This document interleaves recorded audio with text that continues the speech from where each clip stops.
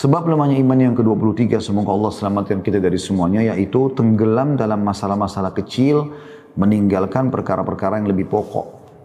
Ya. Walaupun itu adalah baik. Jadi teman-teman, Islam mengajarkan kepada kita, kalau kita sedang membahas sebuah kasus misalnya. Nah, kasus itu sederhana dan sudah selesai. Udah, nggak usah kita habiskan waktu kita hanya untuk terus menerus membahas itu. Kadang-kadang kita temukan dalam rumah tangga ada suami istri punya masalah. Jadi masalahnya sudah selesai. Ya udah kita tutup. Ya, kita buka lembaran baru sekarang.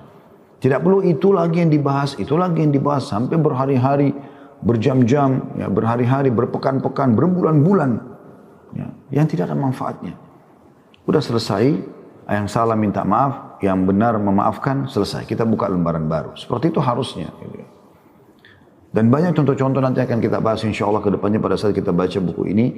Ada orang yang banyak menyibukkan dirinya pada hal-hal yang kecil dan banyak membuang waktu di situ, ternyata masih banyak perkara-perkara besar yang harusnya dia prioritaskan. Ya. Banyak orang sibuk ya, dengan menjaga kualitas sholat malamnya, tapi dia tidak sibuk menjaga kualitas sholat wajibnya. Padahal ibaratnya sholat malam ikan terinya, sholat wajibnya adalah ikan pausnya. Harusnya dia dahulukan skala prioritas. Bagaimana dia memaksimalkan kehusyuan, ya, hak-hak dalam sholat wajib dibanding sholat sunnah. Kan begitu. Ya. Waktu Ramadan banyak orang rame-rame sibuk mau sholat tarawih. Bahkan persiapan sholat tarawihnya bagus. Itu tidak salah. Tapi kita temukan sholat maghrib dan isya'nya terbengkalai. Bagaimana bisa terjadi ini? Harusnya dia skala prioritaskan mana yang terbaik, mana yang wajib, baru kemudian pindah yang hal yang sunnah. Yang afdal, baru pindah ke mufaddal. Ya. Yang terbaik, baru pindah kepada yang baik. Seperti itulah. Harusnya. Ya. Saya akan bacakan teman-teman apa yang ditulis oleh penulis di sini. Dengan untaian kata-kata yang sangat baik sebenarnya. Tidak sedikit di antara manusia yang telah kehilangan fikih atau dalam kurung pemahaman prioritas. Begitu juga dalam hal memahami yang penting dan yang lebih penting. Padahal sungguhnya jika jiwa manusia tidak disibukkan dengan kebenaran, maka ia akan memperbudak dirinya di dalam kebatilan. Orang yang mendapat bimbingan ilahi adalah orang yang mengetahui kebenaran lalu mengikutinya dan mengenal kebatilan lalu ia menjauhinya dan meninggalkan segala sesuatu yang tidak mendatangkan manfaat baginya.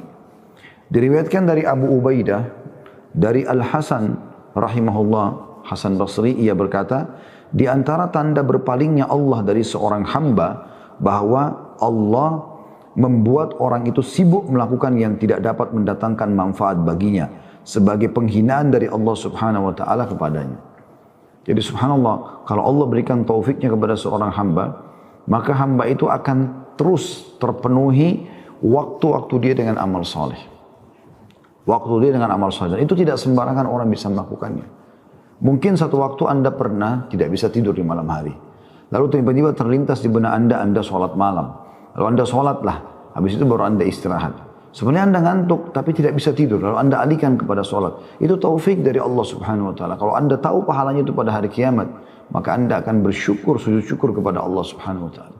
Bukankah begitu Allah sebutkan dalam Al-Qur'an, A'udzubillahi minasyaitonirrajim, di akhir surah Al-Munafiqun, ya, tentang orang-orang munafik ini. Ya ayyuhalladzina amanu anfiqu mimma razaqnakum min qabli an ya'ti ahadakumul maut fayaqula rabbi laula akhartani ila ajalin qaribin fa asaddaq wa akum minas salihin. Ya, artinya di sini, hai orang beriman, infakkanlah apa yang terbaik yang kau miliki sebelum datang waktu kematian di antara seseorang dan terkadang. Lalu kemudian dia berkata, ya Allah, kalau kau terlambatkan sedikit saya dari umurku, maka aku akan bersedekah dan aku menjadi orang-orang yang saleh. Dan kita garis bawahi di sini, penyesalan orang pada saat meninggal, teman-teman sekalian, bukan lagi minta waktu sedikit sama Allah agar bisa kumpul lagi sama istrinya, kumpul sama suaminya, bermain sama anak-anaknya, kembali ke pekerjaannya, duduk ngobrol sama teman-temannya. Bukan. Supaya dia bisa sempat bersedekah seluruh hartanya, dia sempat beramal saleh. Maka kalau ada orang Allah berikan taufik dia untuk melakukan amal-amal saleh, berarti itu luar biasa. Allah mencintai hamba tersebut. Kadang-kadang kita seperti tanda kutip dipaksa untuk melakukan ibadah itu. Dan kalau kita lihat pahalanya hari kiamat, kita akan bersyukur kepada Allah.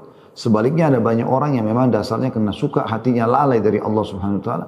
Allah buat dia juga tersibukkan dengan hal-hal yang tidak perlu. Ya, hal-hal yang tidak ada isinya, tidak berisi, tidak bernilai pahala bahkan. Walaupun itu mubah, tapi kalau terlalu banyak dihabiskan di hal tersebut, maka ini juga termasuk ya penghinaan dari Allah Subhanahu Wa Taala, sebagaimana tadi Al Hasan Basri rahimahullah mengatakan masalah itu. Fakta yang kita lihat, kata penulis saat ini, adalah bahwa sebagian di antara orang-orang yang konsisten telah terbuai dalam melakukan urusan-urusan parsial yang tidak ada manfaatnya dan bersusah payah untuk memikirkan hal itu dengan menghabiskan banyak waktu untuk melakukan perbuatan yang tidak ada faedahnya. Allah Subhanahu Wa Taala telah mengistimewakan manusia dengan akal yang merupakan nikmat paling besar, bahkan merupakan tiang kebahagiaan. Dan sungguhnya sifat malu dan ketaatan selalu mengikuti akal. Selagi rasa malu dan ketaatan itu ada, maka akal masih ada. Yang wajib dilakukan oleh seseorang yang berakal adalah melakukan suatu perbuatan yang di dalamnya terdapat kebaikan baginya dan menjauhi segala sesuatu yang membahayakannya. Hendaknya ia tidak menyibukkan dirinya pada urusan-urusan kecil, sementara masih banyak urusan penting yang harus ia lakukan, serta membutuhkan pemikiran, amal, dan waktu. Maka hendaknya ia tidak terbuai pada urusan sekunder dan dengan melupakan urusan pokok. Saya pernah teman-teman sekalian berbagi pengalaman ketemu dengan seseorang. Beliau bernama Abdullah, beliau doktor Abdullah dari Saudi. Dan beliau Masya Allah punya pesantren yang cukup besar di Indonesia ya. Saya pada saat ketemu orang itu kebetulan mau umroh pada saat itu. Mau umroh dan saya tidak kenal beliau gitu. Subhanallah tiba-tiba dia sapa saya. Kemudian ada mungkin sekretaris dia yang menyampaikan kalau ini adalah Khalid Basalama gitu kan. Terus kemudian saya salam, dia salam, Khalid apa kabar, baik? Saya bilang alhamdulillah. Dia kenalkan dirinya. Terus dia bilang, saya sudah dengar kiprah dakwah Anda. Dia bilang sama saya begitu. Saya bilang, saya hanya menyampaikan beberapa pengajian saja. Terus dia bilang ada beberapa hal yang saya ingin berbicara ya, mengenai apa yang kami kerjakan. Mungkin Anda bisa bantu dengan ide. Dia bilang sama saya begitu. Itu teman-teman sekalian pada saat dia sampaikan apa yang dia kerjakan. Betul-betul saya merasa seperti semut yang berada di sebuah padang rumput yang penuh dengan hewan-hewan yang banyak gitu. Dalam arti kata ini cuma rasionalnya. Apa yang beliau kerjakan itu dengan umur yang tidak terlalu jauh dengan umur saya merasa apa yang saya kerjakan tidak ada nilainya, kecil sekali. Ya. Bagaimana subhanallah yang beliau kerjakan sudah punya pesantren banyak di hampir di seluruh negara-negara Islam. Kemudian bagaimana beliau berhasil berhubungan dengan para pakar-pakar di bidangnya, baik itu pakar fikih, baik itu pakar bahasa Arab, baik itu pakar akidah dari seluruh universitas terkenal di Saudi. Kemudian beliau minta agar mereka-mereka ini datang, dibiayai semua tiketnya segala macam, datang ke pesantren tersebut, lalu duduk misalnya selama sebulan, terus silih berganti. Nah, itu hampir seluruh dunia misalnya. Kemudian juga beliau punya, karena pakar-pakar yang turun tangan, beliau punya program dalam 6 bulan sudah bisa bahasa Arab lancar.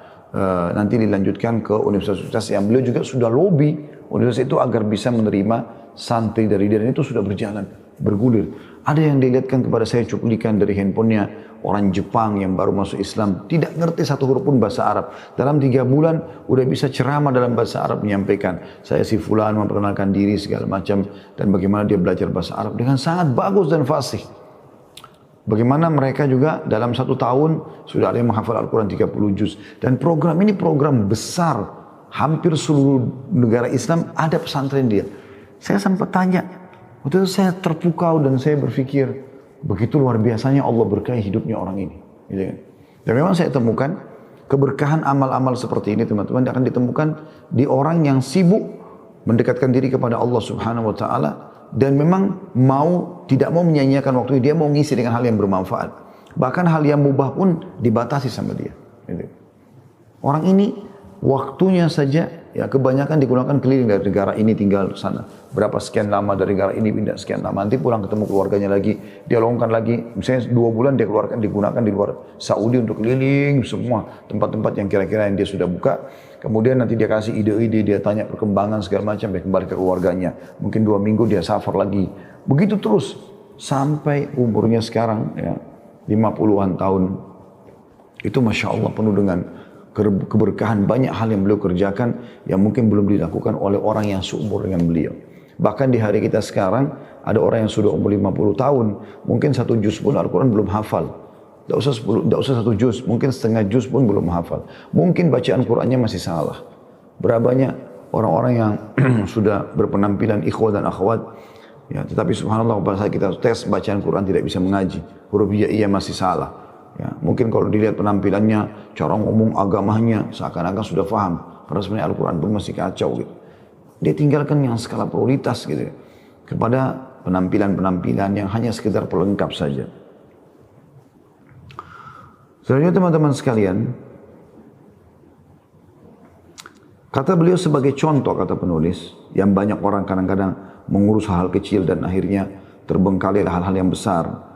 Masalah duduk istirahat dalam sholat, di mana para ulama telah menerangkan pendapat-pendapat para ulama dan masalahnya luas dan tidak dilakukan lagi, akan tetapi tiba-tiba dimunculkan pertanyaan-pertanyaan seputar masalah ini dan banyak menghabiskan waktu untuk pembahasannya, seakan-akan masalah itu adalah masalah besar yang telah membuat bimbang para ulama dan banyak membuat orang tergelincir. Akhirnya waktu banyak terbuang habis dan pertemuan-pertemuan sudah berulang-ulang diadakan untuk itu. Ini adalah suatu barang, sudah barang tentu merupakan penyanyian terhadap waktu dan ketiadaan pemahaman. Jadi maksudnya kalau ada satu hukum syar'i, kita sebagai contoh saja. Udah jelas ulama pendapatnya, sudah pegang pendapat ulama, jalanlah. Gak usah lagi dihabisi waktu di situ untuk dibahas, padahal sudah dihabiskan oleh sebagian besar ulama untuk membahas masalah itu. Contoh yang lain adalah membicarakan masalah takdir dan beberapa masalah akidah. Maka pembicaraan melebar dan mulailah muncul kekeliruan-kekeliruan, dan di situ kamu mendengar masalah-masalah malah mengeringkan hati dan mengacaukan akal sehat, seperti masalah tanda kutip turunnya Allah atau nuzul Allah ya di malam hari, di sepertiga malam. Bagaimana hal itu terjadi padahal malam terus berlangsung dari satu negeri ke negeri yang lain? Dan masalah matahari sujud, dibicarakan bagaimana sujudnya. Apakah ia sujud di setiap waktu atau di semua tempat atau sujud di satu tempat saja? Tanda tanya. Dan banyak lagi masalah-masalah lain yang dapat mengacaukan keyakinan bila berlebihan membicarakannya. Yang wajib bagi kita adalah mempercayai hal-hal tersebut sebagaimana diterangkan di dalam nas agama, dengan tidak menanyakan atau mempermasalahkan teknisnya. Ibnu Qayyim rahimahullah berkata, kemauan keras yang paling mulia adalah menuntut ilmu Al-Quran dan sunnah Rasulullah sallallahu alaihi wasallam dan memahaminya menurut yang dikehendaki Allah dan Rasulnya. Sedangkan sejelek-jelek kemauan keras ya, adalah penuntut ilmu yang kemauan kerasnya dan perhatiannya hanya pada masalah-masalah yang rancu dan membicarakan apa yang tidak diturunkan Allah dan apa yang tidak akan terjadi. Termasuk di sini teman-teman kalau berbicara sesuatu yang tidak punya ilmunya, ya.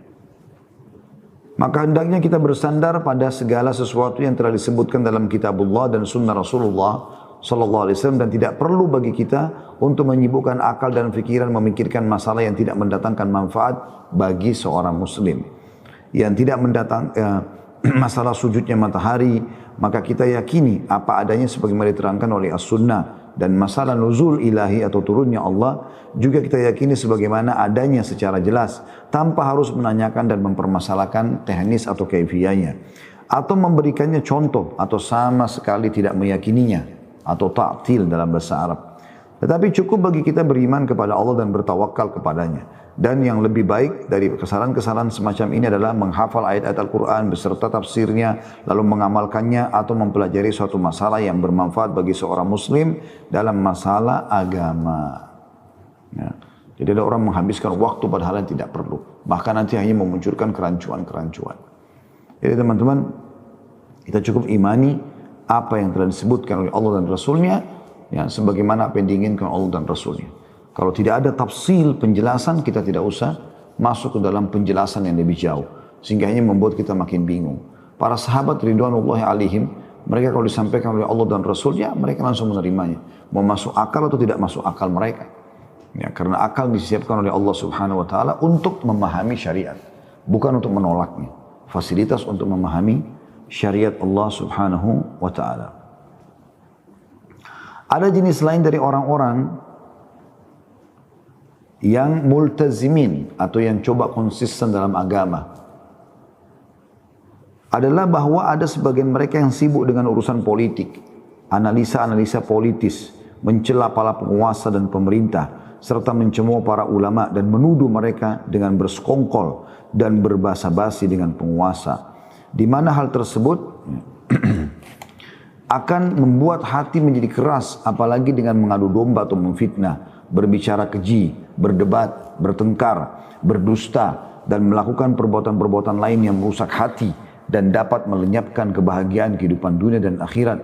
Semua perbuatan itu tidak lain adalah tipu muslihat iblis untuk menjerumuskan manusia pada kesesatan. Alangkah baiknya kalau semua ulama, da'i sibuk mengajarkan agama Allah subhanahu wa ta'ala. Masih banyak muslimin yang salah sholatnya, bacaan Qur'annya, ya, wudu'nya, belum faham masalah zakat fitrah, zakat mal, belum faham masalah fidyah, belum faham masalah kafarah, ya. Masih banyak mereka belum faham. Kenapa bukan itu yang kita sentuh? Kenapa sibuk dari masalah ini ke masalah itu? Ini juga sudah pernah kita jelaskan di poin sebelumnya tentang jauhnya para penuntut ilmu. Salah satu sebab ya, kalau tidak salah sebab yang ke-20 ya, pada saat itu atau 21 tentang jauhnya 21 lemahnya hubungan antara para penuntut ilmu dengan para ulama. Tadinya mereka belajar kepada para dai, para ulama. Begitu sudah mulai faham sedikit saja, merasa lebih hebat dari gurunya. Mulailah dia mentahdzir sana, mentahdzir sini, melarang ikut pengajian ini, melarang ikut pengajian. Dia baru lahir kemarin, baru belajar, belum faham. Tapi sibuk dengan keadaan-keadaan seperti ini. Akhirnya hidupnya hanya sibuk mencari kesalahan-kesalahan orang. Fahami teman-teman sekalian, kalau ada di diri Anda, hanya untuk mencari yang ada di benak Anda adalah apa ini kesalahan orang tersebut, sehingga itulah yang menggembirakan Anda, itu ciri orang munafik, ciri orang-orang yang fasik. Karena orang mukmin dia selalu menutupi aib saudaranya. Karena Nabi SAW menjanjikan, man satara musliman fid dunya satarahullah yaumal qiyamah. Ya, siapa yang menutupi aib seorang muslim di dunia, Allah akan tutupi aibnya di akhirat. Itu ciri seorang muslim. Tapi kalau kapan ya dalam hati muncul itu, bagaimana dia mencari celah kesalahan saudaranya muslim. Dan itulah yang membuat dia bahagia. Ini ciri orang munafik di zaman Nabi SAW begitu. Ini ciri orang-orang yang hasad. Ya. Kalau ada aib dari saudara muslim, datang nasihati dia, berikan masukan. Dia terima, alhamdulillah. Tidak terima ya sudah. Anda sudah lepas tanggung jawab hari kiamat. Bukan tugas Anda untuk ribut ke sana sini. Kecuali memang yang dia lakukan adalah sebuah kriminal yang dia tidak mau kembali dan dia tetap akan melakukan kriminal itu, maka di situ Anda boleh mentahdzir atau mengingatkan orang agar hati-hati dari dia. Al-Hasan bin Saleh berkata, sesungguhnya syaitan itu membuka 99 pintu kebaikan bagi seorang hamba. Hal itu dilakukan untuk bisa membuat satu pintu kejahatan. Jadi kalau dia mau seseorang hamba berzina misalnya, dia tidak akan suruh berzina dulu. Tapi dia akan buka segala macam pintu-pintu sampai akhirnya membuat dia ujung-ujungnya menganggap itu baik. Tahapannya adalah tatapan, sentuhan, ya, salaman, kata-kata indah dan seterusnya sampai akhirnya pelukan, ciuman, ujung-ujungnya zina, kan gitu. Tidak mungkin langsung zina. Jadi dia bukakan seperti pintu-pintu yang dianggap baik oleh hamba tersebut sampai 99. Yang 100-nya itu baru terjerumus dalam kesalahan. Jadi banyak orang begitu yang anggap dirinya benar, padahal dia sudah ghibah orang. Ini berbahaya. Dan itu seperti memakan daging saudaranya muslim. Sibuk dengan aib-aibnya orang. Sibuk dengan kekurangan-kekurangan orang. Ini semua sebab lemahnya iman. Tanpa dia sadari, khusyuknya dalam sholat sudah mulai hilang. Dan hati-hati dengan perkataan yang sudah saya sampaikan tadi di awal. Ibnu Qayyim rahimahullah. Perkataan Al-Hasan Basri. Yang beliau mengatakan di antara tanda berpalingnya Allah dari seorang hamba adalah bahwa Allah membuat orang itu sibuk melakukan yang tidak dapat mendatangkan manfaat baginya. Sebagai penghinaan dari Allah subhanahu wa ta'ala. Dia sibuk dengan selalu dosa tanpa dia sadari. Yang uniknya kadang-kadang orang seperti ini dikelabui oleh syaitan, dianggap dirinya selalu benar. Dia udah salah nih. Harusnya dia minta maaf, dia perbaikan. Enggak, dia sengaja balik mencari kesalahan orang, kemudian atau menyerang orang tersebut, dan dia merasa dirinya sudah menang dan puas pada saat dia bisa menjerumuskan saudaranya yang telah mengingatkan kesalahannya. La haula wa la quwata illa billah. Maka saya katakan, kata penulis, kepada saudara-saudaraku yang multazimin atau konsisten dalam menjalankan agama, dan saya tidak mengharapkan ucapan terima kasih ataupun pamrih dari mereka, saya katakan kepada mereka, gunakan waktu kaji, gunakan waktu kalian untuk melakukan sesuatu yang dapat mendatangkan manfaat bagi kehidupan akhirat kalian, dan serahkan masalah orang lain atau manusia kepada Tuhan atau Rabb, pemilik manusia. Apa faedahnya kalian membicarakan kehormatan orang lain? Tanda tanya. Tidakkah orang-orang yang kalian bicarakan itu adalah orang-orang muslim? Apa artinya kita memfasikkan si A dan mengkafirkan si B? Simaklah dengan baik apa yang dikatakan oleh Syekh Islam Ibn Taimiyah rahimahullah. Sesungguhnya mewajibkan, mengharamkan, memberi pahala, menimpakan dosa, mengkafirkan, dan memfasikkan adalah hak dan otoritas Allah dan Rasulnya. Tak seorang pun yang berhak memvonis seseorang. Manusia hanya berhak mewajibkan apa yang Allah wajibkan dan mengharamkan apa yang diharamkan Allah. Demi Allah, kata beliau, seandainya, ini sudah bukan perkataan Ibnu Taimiyah tapi ini perkataan penulis, demi Allah, seandainya membicarakan kehormatan para ulama dan para umara itu berfaedah dan dapat menambah iman, maka pastilah hal itu telah dilakukan oleh orang-orang soleh terdahulu. Akan tapi mereka telah mengetahui bahwa perbuatan itu akan menimbulkan kerusakan di dalam hati dan merupakan kemaksiatan kepada Rabb atau Tuhan alam semesta. Maka perbuatan tersebut mereka tinggalkan dan mereka menyibukkan diri dengan mengintrospeksi diri atau bermuhasabah dan mensucikannya. Jadi medan masih kosong dan menanti orang-orang yang serius untuk beramal memperjuangkan agama dan meninggalkan hal yang tidak ada gunanya.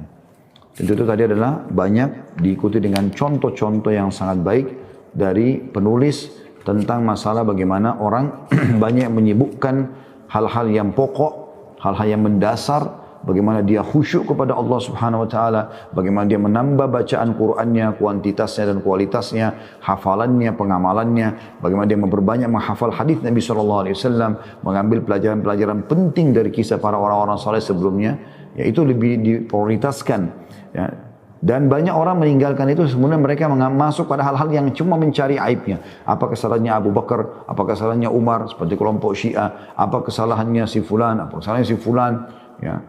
Dan sampai pada tingkat sudah berlebihan, ya. Saya bahkan mengetahui ada orang yang berfaham liberal di Indonesia sudah berani mengatakan kalau potongan-potongan pertama dari Al-Quran seperti Alif Lam Mim, Toha, Yasin, ya, dan yang lainnya, ya, Hamim, semuanya adalah ringkasan nama-nama para sahabat yang menulis wahyu. Ini kedustaan yang sangat besar. Mana pernah ada sahabat berani menulis seperti itu, sementara juga di tengah-tengah mereka ada Rasulullah SAW. Mana bisa Rasulullah, tidak mungkin Rasulullah membiarkan itu. Dan tugas kita, karena Nabi SAW tidak membahas, oh huruf-huruf terputus dalam Al-Quran, Alif Lam Mim, Hamim, Toha, Yasin, adalah maknanya ini, para sahabat sudah yakin, oh iya sudah itu huruf dari Al-Quran. Allah dan Rasulnya lebih tahu maknanya. Udah, dah dijelaskannya nggak usah. Dan itu sebagai penutup teman-teman, Anda tahu firman Allah Subhanahu wa taala, ya ayyuhalladzina amanu, a'udzu minasyaitonir rajim, ya ayyuhalladzina amanu la tas'alu an asya'a in tubda lakum tasukum. Hai orang beriman, janganlah kalian banyak bertanya sesuatu yang kalau diterapkan pada kalian maka akan jadi sulit buat kalian. Dari zaman Nabi SAW itu sudah ditekankan masalah itu. Kalau turun wahyu memerintahkan satu perbuatan atau melarang satu perbuatan, maka terimalah saja. Dan cirinya adalah firman Allah SWT yang lain, a'udzubillahi minasyaitonirrajim, ma kana lil mu'minin wala mu'minatin idza qadallahu wa rasuluhu amran an yakuna lahumul khiyaratu min amrihim. Tidak layak bagi orang beriman laki-laki dan beriman perempuan kalau Allah dan Rasulnya sudah menetapkan sebuah hukum, mereka masih punya pilihan yang lain. Jadi para sahabat menerima masalah itu, gitu kan? Mereka tidak lagi mempermasalahkannya. Tapi rupanya ada sebagian mereka yang sempat bertanya, ya Rasulullah, kenapa begini, kenapa begitu, sampai Nabi SAW sempat marah dengan sebagian mereka. Ya. Jangan banyak bertanya, nanti dipersulit buat kalian. Misalnya sholat duhur 4 rakaat, kenapa 4 rakaat? Duhur sama asar kan 4 rakaat, berkata kenapa Allah nggak satu saja? Ya sudah, Allah perintahin begitu. Tugas laki-laki beriman dan mukmin dan perempuan, ya, laki-laki beriman dan perempuan beriman. Kalau ada perintah Allah dan Rasulnya, ditetapkan mereka menerimanya. Kalau kita mau tanya, maka kita akan tergelincir. Cukup kita imani dan mempermudah urusan itu, maka Allah SWT juga akan berkahi hidup kita. Kan begitu. Bani Israel, sebab turunnya surah Al-Baqarah, surah nomor 2 dalam Al-Quran, 286 ayat, gitu kan. Setelah Al-Fatihah, Al-Baqarah. Al-Baqarah adalah sapi betina. Kenapa? Karena ada orang yang mati pada saat itu, di Bani Israel waktu zaman Nabi Musa AS, mereka tidak tahu siapa pembunuhnya. Malam hari, tiba-tiba orang itu dibunuh, besok pagi, pas terbit matahari, mereka temukan di depan rumahnya, tergeletak dan tumpah darah, meninggal. Mereka cari tahu siapa yang membunuh, tidak ada yang mengaku. Ternyata yang bunuh itu adalah sepupunya sendiri, gitu kan. Ya, saya pernah temukan ada seperti itu dalam penjelasan riwayatnya. Masih kerabatnya sendiri yang membunuhnya, tapi tidak ada yang tahu, gitu kan.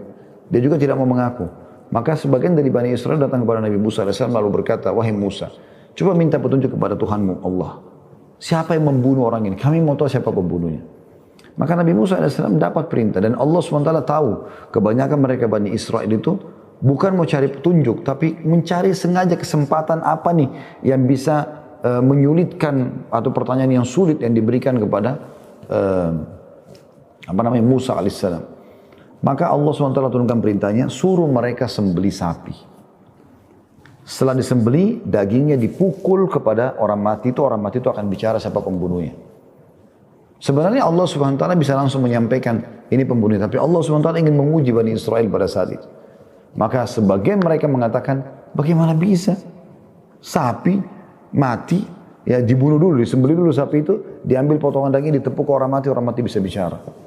Sedangkan sapi hidup saja disentuhkan belum tentu bisa bicara orang mati. Tapi karena mereka bertanya, Musa AS jawab itu perintah Allah.